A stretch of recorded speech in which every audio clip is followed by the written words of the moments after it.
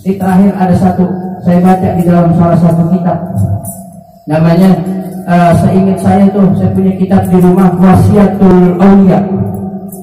Salah satu wasiatnya aulia, ya, ternyata Nabi Muhammad SAW saking mulianya, orangnya belum ada, jasadnya belum ada, belum dilahirkan, di dalam kitab-kitab lain sudah diceritakan, di dalam kitab Taurat, di dalam kitab Zabur, di dalam kitab Injil sudah diceritakan. Nanti akan datang Nabi akhir zaman, ya, mauliduhum di Makkah, di dalam kitab Maulid juga yang tadi kita baca tuh, ya, mauliduhum di Makkah, wa hijratuhum bil Madinah, wa sultanuhum Islam. Lahirnya di kota Mekah, hijrahnya ke Madinah, kepemimpinannya sampai negeri Syam. Siapa? Nabi Muhammad sallallahu alaihi wasallam. Ini terakhir. Juga pelajaran sama kita, udah muliain. Kita masuk surga dengan kesombongan sama kita. Ustaz, saya akan masuk surga, saya rajin sholat. Sholat kita belum tentu bahwa kita masuk ke dalam surga. Makanya orang yang rajin sholat jangan sampai sombong. Ini rajin sholat sombong banget. Tetangga yang gak pernah sholat dikata kafir. Nih gua nih ahli surga. Jangankan surga, kunci motornya kagak punya. Ya Allah. Nggak bakal bisa kita ngandelin amal kita, kita nggak bakal bisa ngandelin sholat kita kalau di dalam hati kita masih ada kesombongan. Sholat kita latuk balu. Sedekah Ustaz, kemarin ada peringatan Maulid di Guruang, saya kasih kambing, saya kasih ayam, saya kasih beras, saya kasih duit, tapi kalau di dalam hatinya masih ada ujub, masih ada riak di dalam hati, latuk balu. Tolak amalan-amalan yang lain. Tapi ibu baca sholawat 1 kali, pengen dipandang sama tetangga, dibalas 10 kali. Dibalas 10 kali. Kita sholat nih, Johor, apalagi yang anak muda nih, sholat Johor, enak banget. Allahu Akbar. Kenapa? Di belakang calon mertua. Bismillahirrahmanirrahim. Enak banget suaranya. Lah ini yang gua bakal angkat mantu. Sampai terakhir. Walaqalin. Amin. Bingung suaranya apa lagi ya? Berarti suaranya lama. Berarti anak muda yang belakang makmumnya calon mertua. Rukun yang imam calon mantu. Diterima nggak Ustaz? Kagak diterima karena niatnya lain. Kenapa? Kita di dalam sholat ikrar dan janji, inna sholati wa mamati. Tapi satu amalan yang dibalas sama Allah adalah sholawat. Walaupun kita riya, walaupun kita sombong, dibalas sama Allah. Di dalam kitab Wasiatul Aulia, di situ dijelaskan di dalam kitab Taurat. Di situ di dalam kitab Wasiatul Aulia ada berbagai macam kisah-kisah di dalam Quran, kisah-kisah di dalam Zabur, kisah-kisah di dalam Injil, kisah-kisah di dalam Taurat. Singkat cerita, ada satu kisah yang sangat luar biasa, Pak. Ada seorang anak muda, udah kelar di sana, dan nama saya nggak keluar. Ada seorang anak muda, dari mulai dia balik sampai 200 tahun di dalam kitab tersebut diceritakan umat-umat terdahulu umurnya panjang-panjang 400 sampai 300 tahun. Orang kita 40 sebulan, 45 diabetes, ya kan berjalan 50 kaki dipotong, amputasi, ya. Dia habis makan tidur, Mas. Makan tidur. Ya Ustaz, bukan lari ke perut, lari ke mata. Ngantuk di bawaannya. Ya. 200 tahun yang maksiat. Selama 200 tahun hidupnya maksiat terus. Nggak pernah dia ibadah. Tapi ini yang namanya preman, bajingan, tengik. Kalau udah tengik udah kagak enak, Ibu. Coba ada mau makan rengginang, tengik enak gak Bu? Gak enak, emang masih ada zaman rengginang di sini Bang? Ya itu kue penipu Bang. Lah kalinya pembuat isinya begini. Saya mah enak.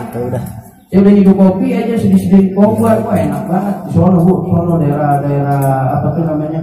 Sono dah. Pindah dari sini. Waringin, sono pindah dari sini. Kan di sini. Lah kopi mah enak udah ada kental. Wah, masya Allah enak buat disediainya pembuat. Ya kan yang sampai sekarang bapaknya kagak nemu. Gak ada bapaknya Bu.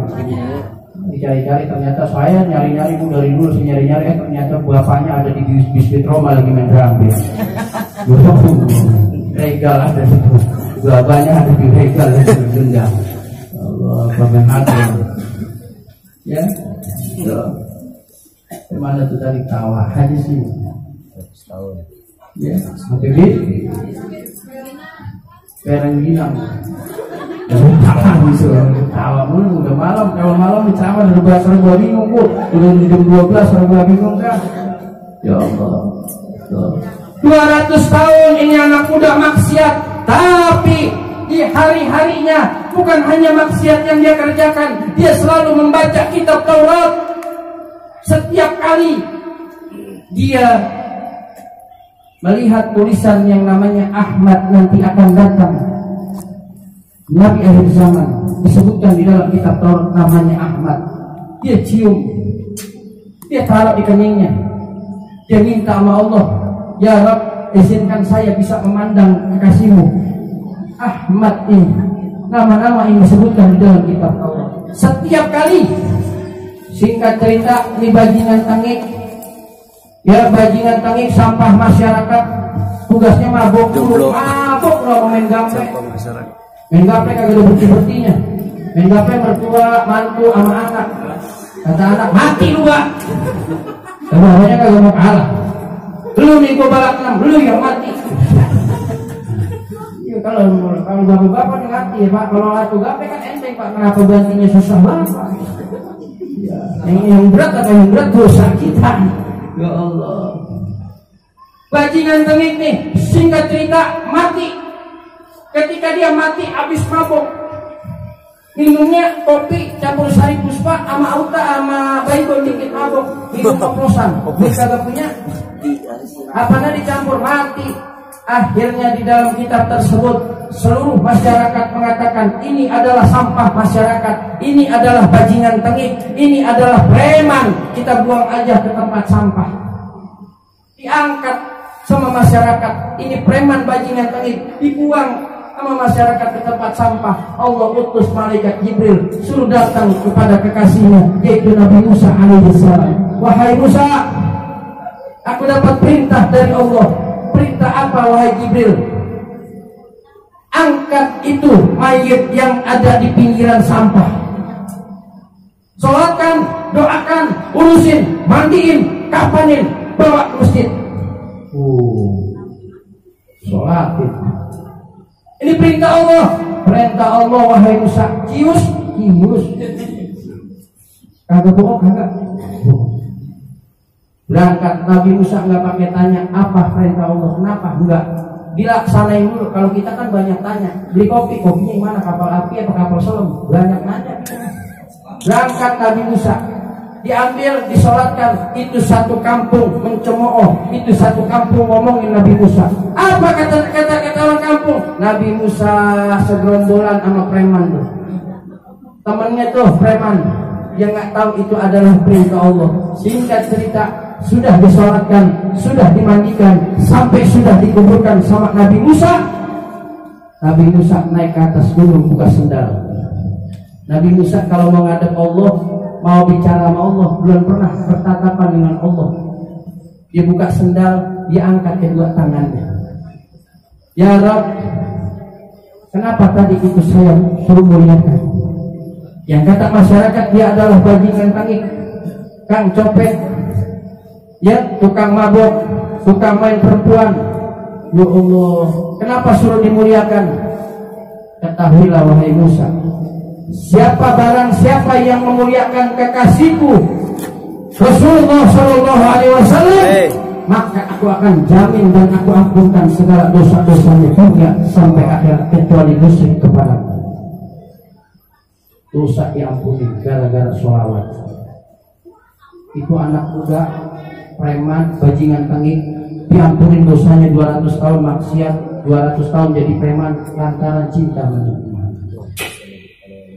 Makanya itu kalau kita ajaran guru saya itu kalau dengar syahadu anna Muhammad Rasulullah, kata marhaban bikum fil ini wa habibi Muhammad sallallahu alaihi wasallam.